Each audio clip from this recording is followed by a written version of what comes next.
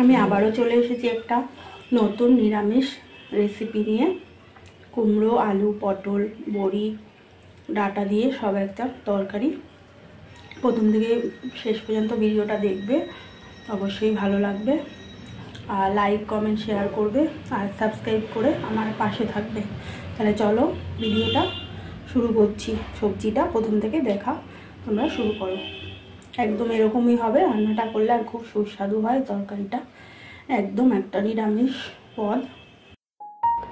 বন্ধুরা, ব্লগটা শুরু করলাম আমি সকাল থেকেই। সকালবেলা চা টা খাওয়া হয়ে গেছে। তোমার এই চা টা খেয়ে এবার বিছানা টিছানা গোছগাছ করে আমি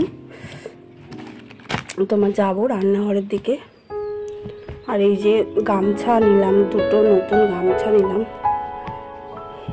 গামছা দুটো জলে ভিজিয়ে দিতে হবে। বিছানাটা সকালবেলায় তুলে নিয়েছি। তোমার আর একবার রান্না ফান্না হয়ে গেলে তখন আরেকবার ঝেড়ে নেব।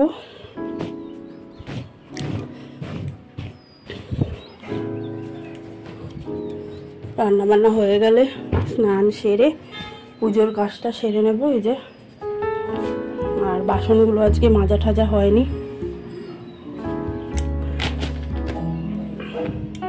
জামা কাপড়গুলো ভাঁজ করে নিয়েছি।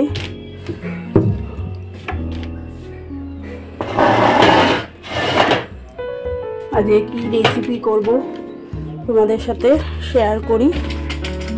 একটু ঘরটা গুছিয়ে রেখে যাই।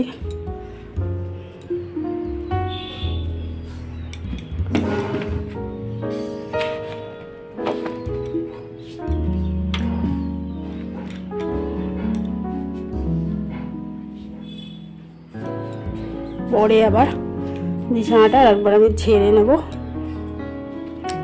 চলো আজকে একটা নিরামিষ রেসিপি করব তোমাদের সাথে, সেটাই শেয়ার করি। রান্নাঘরে চলো।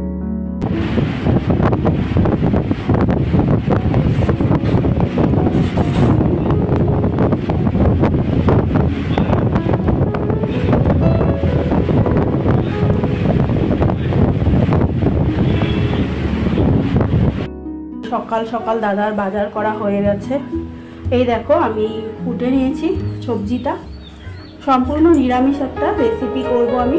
এই যে নিয়েছি দেখো, আলু, বরবটি, কাটোয়ার ডাঁটা, গোটা কাঁচা লঙ্কা, কুমড়ো, পটল, আর ডাঁটার মাথায় যেই শাকগুলো থাকে কচি কচি, আর কচি কচি ডাঁটা, ওটাও আমি কেটে ভালো করে ধুয়ে নিয়েছি। এইগুলো দিয়ে সম্পূর্ণ একটা নিরামিষ আমি রেসিপি তৈরি করব। খুব ভালো লাগে এই নিরামিষ তরকারিটা খেতে। এর মধ্যে বড়িও দেওয়া যায় বা বড়ি ছাড়াও করা যায়। এবার বড়ি দিলে তো আমি তোমাদের দেখাবোই যে বড়ি দিয়ে করছি। আর এই রেসিপিটা যারা নিরামিষ খায় তাদের জন্য ভীষণই ভালো। আর ভাতের সাথেও ভালো লাগে, রুটির সাথেও ভালো লাগে। খুবই সুস্বাদু একটা রেসিপি এটা, তরকারি যেটাই তোমরা বলো। খুব ভালো লাগে আমি যেভাবে করব। দেখবে তোমরা প্রথম থেকে শেষ পর্যন্ত ভিডিওটা। চলো তাহলে রেসিপিটা শুরু করা যাক। কড়ায় তেল দিয়ে বসিয়ে দিয়েছি দেখো। প্রথমে আমি পটলগুলো ভেজে নেব।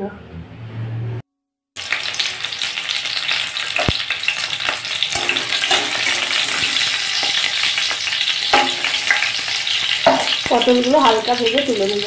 পটলগুলো হালকা ভাজা হয়ে গেলে তুলে নেব। এবার জিরে ফোড়ন দিয়ে সবজিগুলো দিয়ে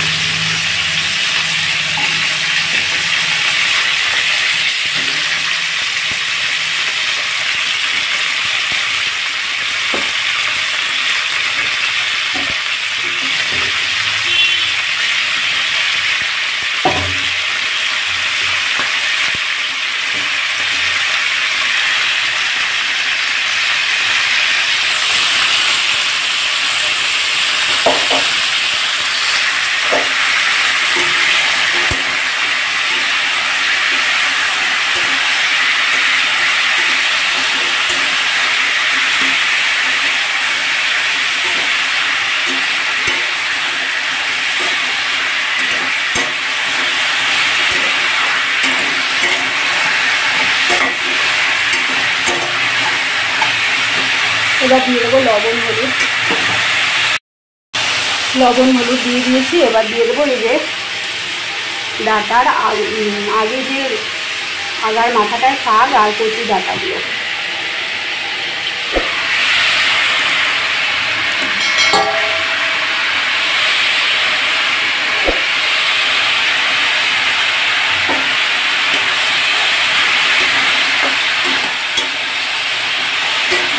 এবার ডাঁটা দিয়ে দেবো।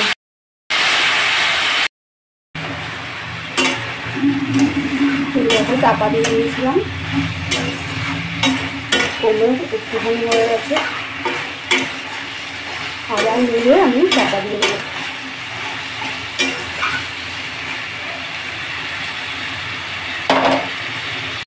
এবার আমি ঢাকনাটা খুলে সামান্য জল দিয়ে দিলাম ডাঁটা আলুটা সেদ্ধ হওয়ার জন্য। একদম সামান্য জল দিতে হবে, কারণ এই সবজিগুলোতে জল জাতীয় সবজি। এবার চাপা দিয়ে দেবো। এই যে সবজিগুলো আমার হাফ সেদ্ধ হয়ে গেছে। এবার আমি বড়ি দেবো, না পান পুরো পড়ে যাবে। আর এই যে বড়িগুলো দেখো এখন দিলাম, এবার চাপা দিয়ে দেবো। দেখো তরকারিটা আমার হয়ে এসেছে। এবার সামান্য দিয়ে দিতে হবে মিষ্টি। এই তরকারিটায় কিন্তু মিষ্টি না দিলে একদমই ভালো লাগবে না। আর বড়ি ভেজে দিয়েছিলাম, পটলগুলো ভাজা পটল এখন দিয়ে দিলাম, সামান্য মিষ্টি দেবো। নেড়ে চেড়ে আমি গ্যাসটা বন্ধ করে দেবো। এই যে তরকারিটা আমার হয়ে গেছে, এবার ঢেলে দিচ্ছি। এই যে রেসিপিটা আমি ঢেলে নিয়েছি দেখো। তাহলে আজকের নিরামিষ এই তরকারিটা তোমাদের কেমন লাগলো অবশ্যই কিন্তু জানাবে। ভালো লাগলে একটা অবশ্যই কমেন্ট করবে সুন্দর করে, আর লাইক করবে, সাবস্ক্রাইব করবে আমার চ্যানেলকে।